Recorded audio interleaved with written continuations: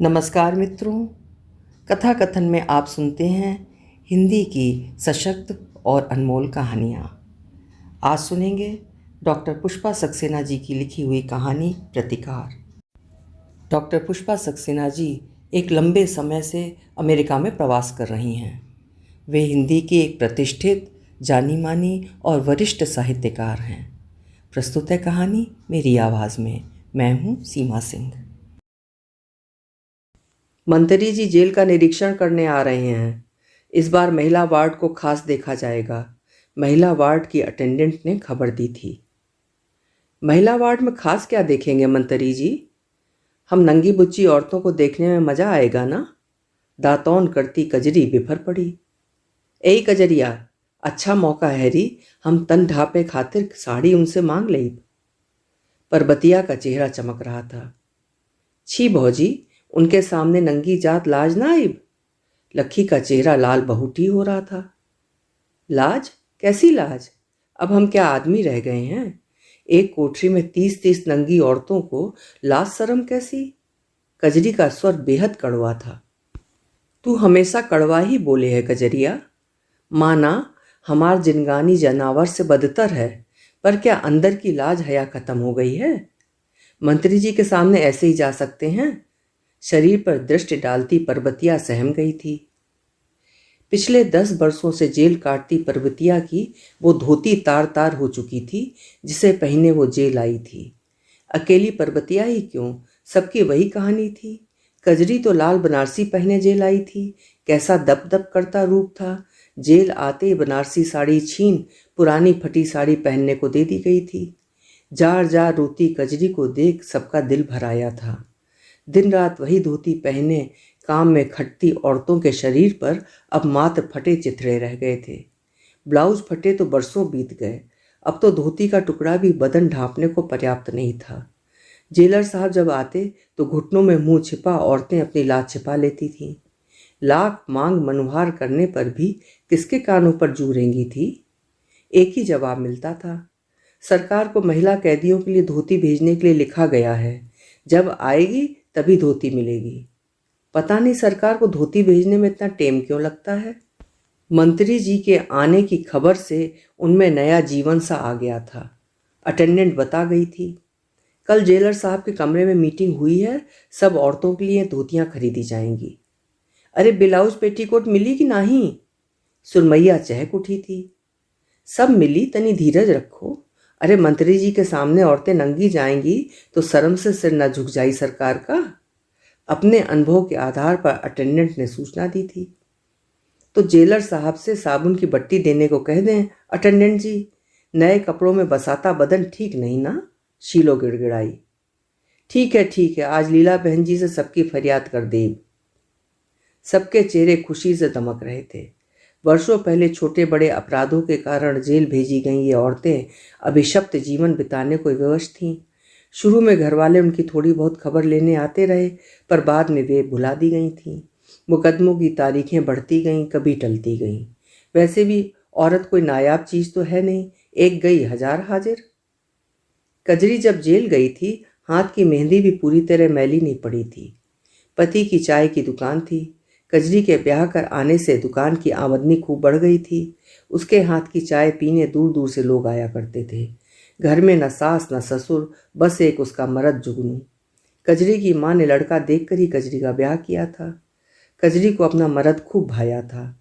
गांव में नशा पानी आम बात थी, पर जुगनू का उससे दूर दूर का वास्ता नहीं था। कजरी के आने से घर की काया ही पलट गई थी। दरवाजे पर टाट का पर्दा लटक गया था। बपौती में मिला जुगनू का मिट्टी का घर कजरी ने लीप पोत कर चमचमा दिया था। सुबह से ही जुगनू और कजरी दोनों चाय की दुकान चलाते। उस समय बस अड्डे पर खूब भीड़ होती थी। कजरी को देख जब कोई मनचला सीटी बजाता या गीत गाता तो जुगनू के बदन में आग लग जाती। वो तो कजरी ही थी जो जुगनू को उनसे उलझने न देती। अरे इन बदमाशों का का ठिकाना, न जाने कब छुरा घोंपते हैं। तुम हो तो जहान है, अगर हम पर विश्वास ना हो तब न झगड़ा टंटा करो। कजरी मुस्कुराकर जुगनू को घायल कर देती। मोहल्ले वाले जुगनू का भाग्य सराहते न थकते।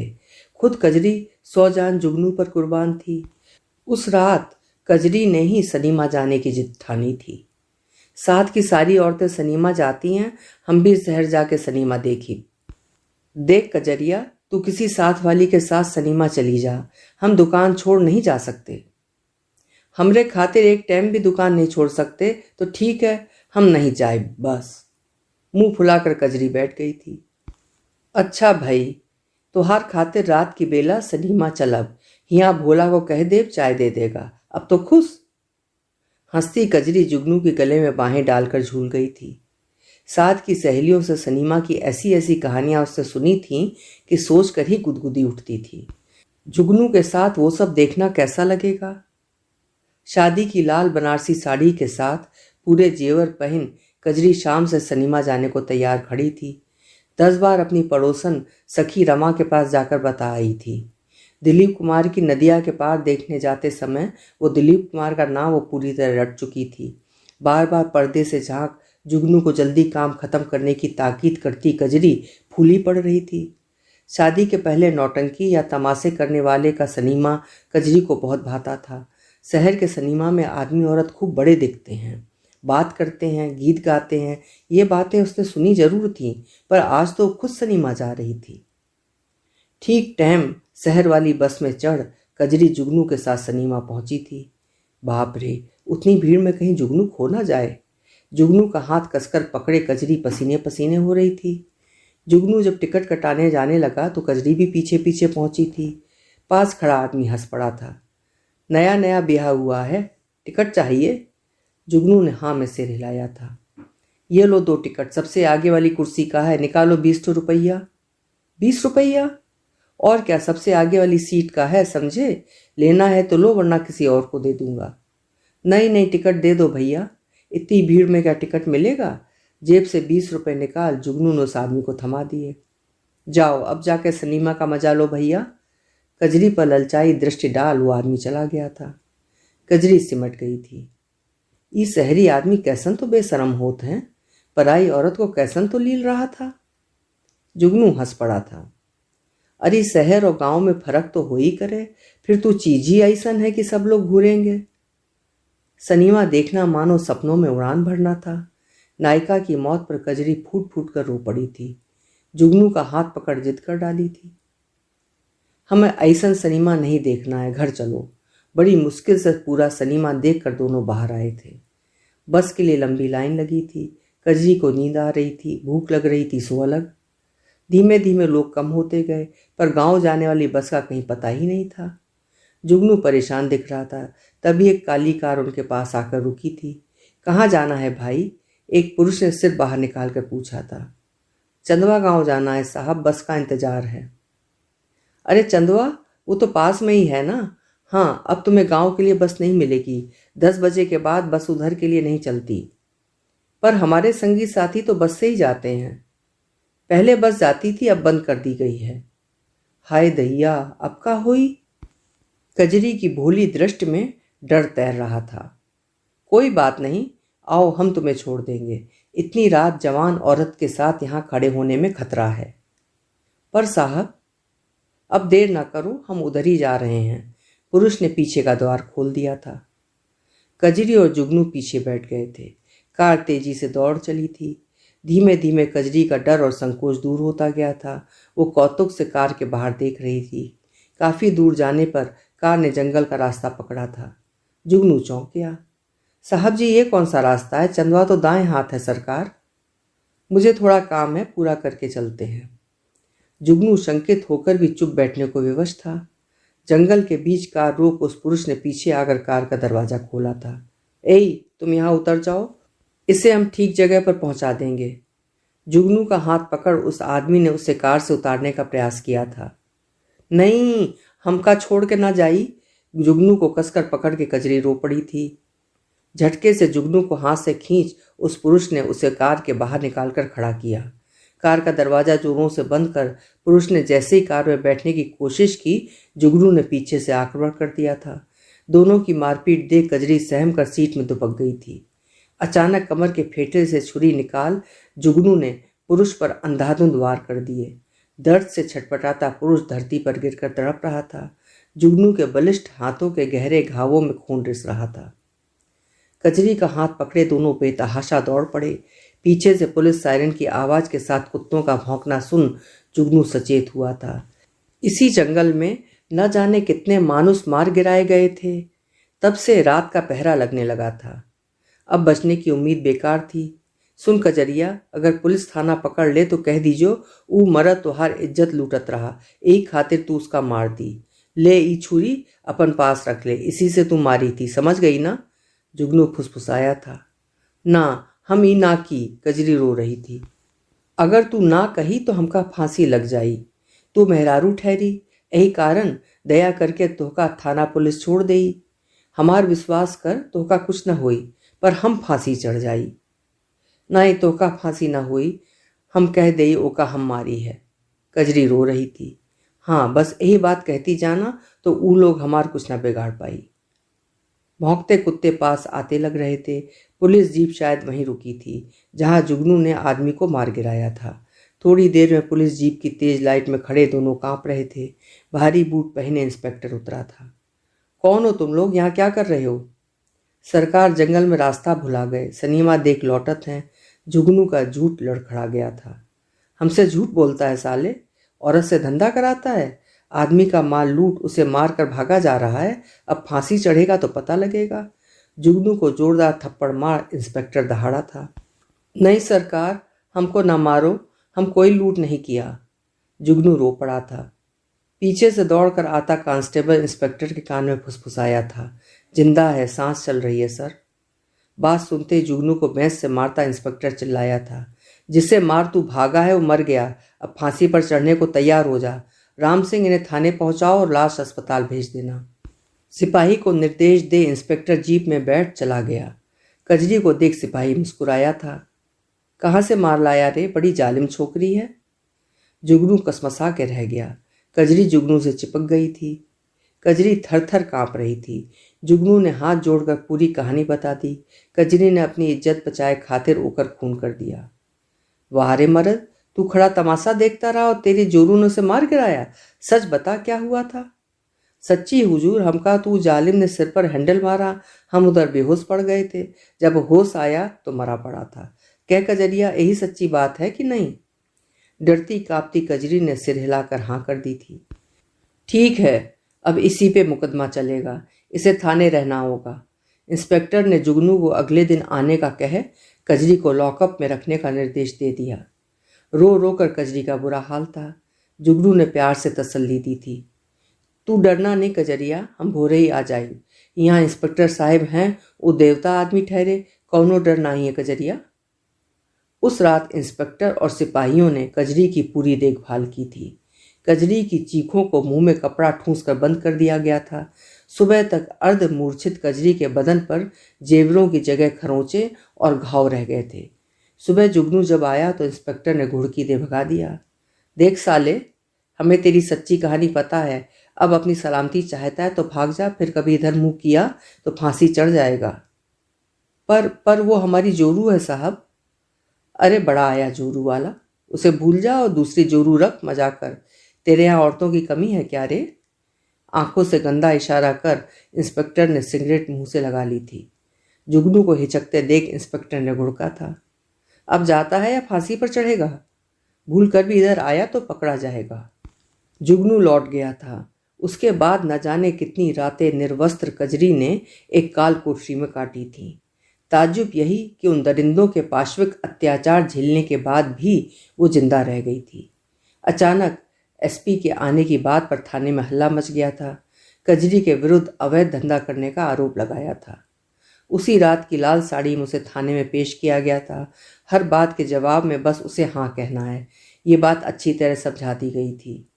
अपराध स्वीकार करने के बाद कजरी को जेल के सलाखों के पीछे कर दिया गया था। इंस्पेक्टर ने उसे बताया था, औरत होने का फायदा उसे दिया गया है, वरना खून के जुर्म में तो फांसी दी जाती है। जेल का अनुभव कम भयावह नहीं था। उसकी लाल साड़ी जबरन छीन ली गई थी। बदरंग पुरानी सूती धोती पहने कजरी जार जार रो रही थी। जेल में रहने वाली औरतों की हालत देख कजरी सहम गई थी। बालों की जटें बन चुकी थीं। कपड़ों के नाम पर फटे चिथड़ों में लिपटी औरतें इंसान कम जंगली जानवर ज़्यादा लगी थीं। कजरी पर सब टूट पड़ी थीं। वार्डन ने घुड़की दे धमका कर उसे बचाया था। अगर वार्डन न होती तो कजरी की धोती की धज्जियां उड़ा दी जाती। पिछली कैदी की वही स्थिति हुई थी। उन निर्वस्त्र महिला कैदियों के बीच वस्त्रधारी कैदी महिला अजनबी सी लगती। सबकी अलग कहानियां थीं, पर एक बात कॉमन थी, वे सब औरतें थीं और अपने औरत होने की सजा भुगत रही थीं। जेल में परबतिया ने कजरी को बहुत सहारा दिया था। जब पहली बार कजरी को वार्डन ने अच्छी साड़ी ब्लाउज दे समझाया था कि उसे बाहर जाना है तो वो खुश हो गई थी। वापस लौटी कजरी परबतिया से लिपट फूट पड़ी थी। पीठ पर पड़े नीले निशान अत्याचार की कहानी बता रहे थे। परबतिया ने प्यार से समझाया था, अगर उसने वार्डन का कहा ना माना तो ऐसी दरिंदगी का सामना करना पड़ेगा जिसे कजरी सोच भी नहीं सकती।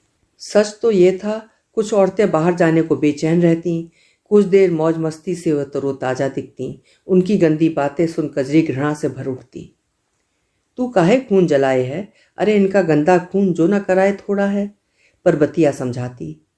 एक साबुन बट्टी, एक बीड़ी या ऐसी छोटी चीज़ों के लिए उनका शोषण होता, पर उससे अनजान छोटी सी चीज पा लेने पर गीत गाती।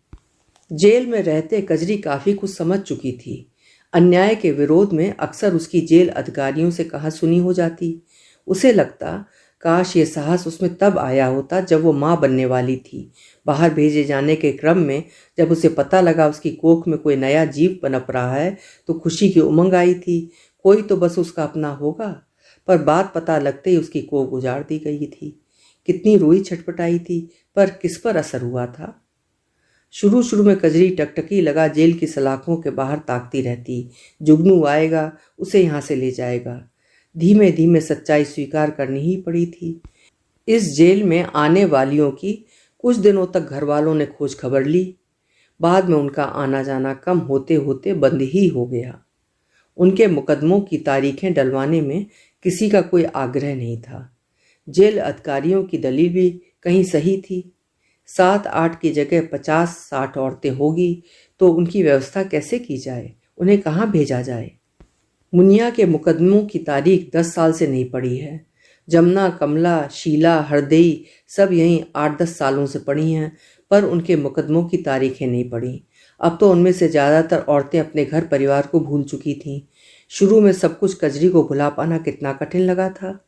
बार बार आंखें भर आती। जुगनू न सही माँ तो आती और दूसरा तो ऊका कोई था ही नहीं। तभी गांव का कृष्णा दिख गया था। कुछ दिनों के लिए उसे जेल में चाय देने का ऑर्डर मिला था। कृष्णा ने जो बताया, कजरी के पांव के नीचे की धरती खिसक गई। जुगनू ने दूसरी शादी बना ली थी। अब उसका एक छोटा सा ढाबा भी चल रहा था। उसने सबको यही बताया था कि कजरी कहीं शहर में खो गई। कजरी की विधवा माँ बेटी की याद में रो रो कर प्राण त्याग चुकी थी। उस दिन कजरी को लगा था काश उसे 2 दिन के लिए छोड़ दिया जाए तो उस आदमी को अपने हाथ से फांसी चढ़ाए, जिसको फांसी चढ़ने से बचाने के लिए वो हर पल मरती रही है। मिठबोली कजरी का रूखा स्वर कानों में खटकता था। ऐसा लगता था उसे किसी का मोह नहीं।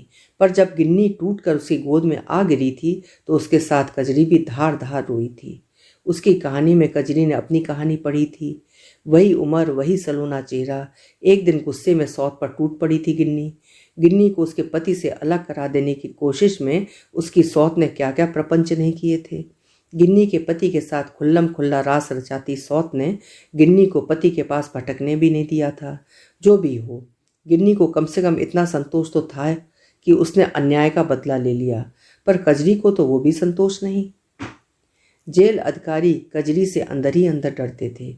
बेखौफ जो जी में आता सबके सामने वो कह अपनी भड़ास निकाल डालती। पिछली बार जब कुछ समाज सेविकाएं उसकी दशा देखने आई थीं, उस दिन भी उन्हें नई धोती ब्लाउज दिया गया था। कजरी ने साफ कह दिया था उन्हें दिखाने के लिए कपड़े उधार दिए गए हैं, रात में फिर सब नंगी कर दी जाएंगी। उस रात उसकी बेंतों से पिटाई की गई थी, पर कजरी जो झेल चुकी थी उसके बाद उसके बदन पर जैसे बेंतों का असर ही नहीं होता था। सुबह सुबह वार्डन कपड़ों के गट्ठर के साथ आ गई थी। बड़े प्यार से कैदी स्त्रियों को बुलाकर समझाया था, देखो आज मंत्री जी तुमसे मिलने आ रहे हैं, तुम सब नहा धोकर ये कपड़े पहनकर तैयार रहना। हमें उनसे क्या कहना है ये भी बता दीजिए दीदी।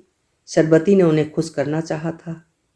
हाँ, उनसे कहना तुम यहाँ खूब खुश हो, तुम्हें अच्छा खाना कपड़ा मिलता है, बीमार होने पर इलाज होता है, दवा मिलती है, और बिना दवा मर जाने पर हीरा की लाश की तरह घासलेट डालकर जला दिया जाता है। ठीक है ना दीदी? कजरी का कड़वा स्वर सुनकर वार्डन तमतमा आई थी। देख कजरिया, आज अपना मुंह बंद रखेगी, वरना याद रख पिछली बार की तरह तेरा बुरा हाल कर दिया जाएगा।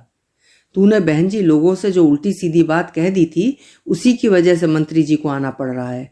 अगर आज कुछ गड़बड़ की तो भगवान ही जाने तेरा क्या हाल होगा। वार्डन की घुड़की पर कजरी हंसती थी। शंकित वार्डन चली गई थी। सारी औरतें नल पर पहुंच गई थीं। नहा लेने की जल्दी में वह आपस में लड़ाई झगड़ा गाली गलौज कर रही थीं। थोड़ी सी देर की खुशी भी उन्हें पुराने अच्छे दिन याद करा देती थी। बस कुछ देर को नई धोती कपड़े पहन वे बीत के पलों को जी लेती थीं। नए कपड़े पहनकर अपने चेहरे को शीशे में निहारने को वे बेताब थीं। न जाने कहाँ से टूटे शीशे का एक टुकड़ा बतसिया उठा लाई थी। अपने को निहारने की जल्दी जल्दी में शीशे के टुकड़े की छीना झपटी में न जाने कितनों के हाथ घायल हो गए थे। कजरी अपनी जगह से नहीं उठी थी। ऊपर पूर्णतया निर्वस्त्र कजरी नीचे धोती का छोटा सा फटा टुकड़ा लपेटे थी। मंत्री जी की जय जयकार करते मंत्री जी के साथ जेल के सारे अधिकारी, पुलिस वाले महिला कैदियों से मिलने आ गए थे। सारी कैदी स्त्रियों ने बड़े अदब से मंत्री जी को प्रणाम किया। मंत्री जी ने पूछा, आप लोगों को यहाँ तकलीफ तो नहीं है? नहीं, हम बहुत खुश हैं सरकार। मंत्री जी की जय, सरबती ने हाथ जोड़कर जवाब दिया था। हाँ, हमें कोई तकलीफ नहीं है मंत्री जी। ये देखो हमारे कपड़े कितने अच्छे हैं। अच्छे हैं ना मंत्री जी? कमर में लिपटा चिथड़ा हवा में उड़ाती निर्वस्त्र कजरी हुंकार रही थी। अरे ओ करम जलियों, मंत्री जी को काहे नहीं बताती तू लोग कपड़ा उधार का पहने हो? मंत्री जी के जाते ही तुम सब नंगी कर दी जा। मंत्री जी ने आंखें नीचे कर ली थी। दो सिपाहियों ने लपक कर कजरी को अपने कब्जे में कर लिया, पर वो चीखती जा रही थी। मंत्री जी, हम सबको किसी चकले में भिजवा दें, वहां भरपेट खाना, तन ढांपने को कपड़ा तो मिली। मंत्री जी, हम सब बिना दवा के मर जाइए हैं। हमका कपड़ा दवा चाहिए मंत्री जी। सरकार से कहें यहाँ जेल में औरतन का तन ढांपे का कपड़ा नहीं है। हम बिन दवा दारू लावारिस मौत नहीं चाहित मंत्री जी। सिपाही ने कजरी पर डंडे बरसाने शुरू कर दिए थे, पर वो गुहार करती जा रही थी। ये सब क्या है? मंत्री जी ने जेलर की ओर देखकर पूछा था। सर, ये पागल औरत है। इसके पहले भी 2-4 बार इसे ऐसे दौरे पड़ चुके हैं। जब यहाँ सोशल सर्विस संस्था की लेडीज आई थी तब भी इसने ऐसा ही बिहेव किया था। शायद बाहर वालों को देख इसे दौरे पड़ जाते हैं, वरना ये नॉर्मल रहती है सर। जेलर ने सफाई दी थी। जी हाँ, जेलर साहब बिल्कुल ठीक कह रहे हैं। वो देखिए, इसके कपड़े वहाँ पड़े हैं। आप ही सोचिए सर, भला कोई सामान्य औरत अपने पूरे कपड़े उतार कर सबके सामने आ सकती है? क्यों परबतिया, पहले भी से ऐसे दौरे पड़ते रहे हैं ना? वार्डन ने इशारे से परबतिया को धमकाया था। जी सरकार, वार्डन दीदी ठीक कहिन है। हामी भर परबतिया ने सिर झुका लिया। ठीक है, ऐसा कीजिए, इस औरत को फौरन पागल खाने में भर्ती करा दीजिए। पूरी तरह ठीक होने तक इसे वहीं रखा जाए।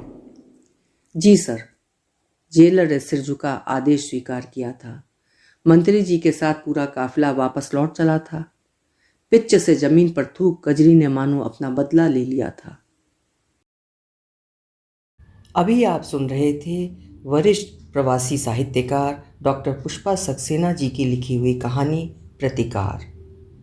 साहित्य समाज का दर्पण है, इस उक्ति से आप परिचित होंगे। बस अब आगे और क्या कहना। फिर मिलते हैं। नमस्कार।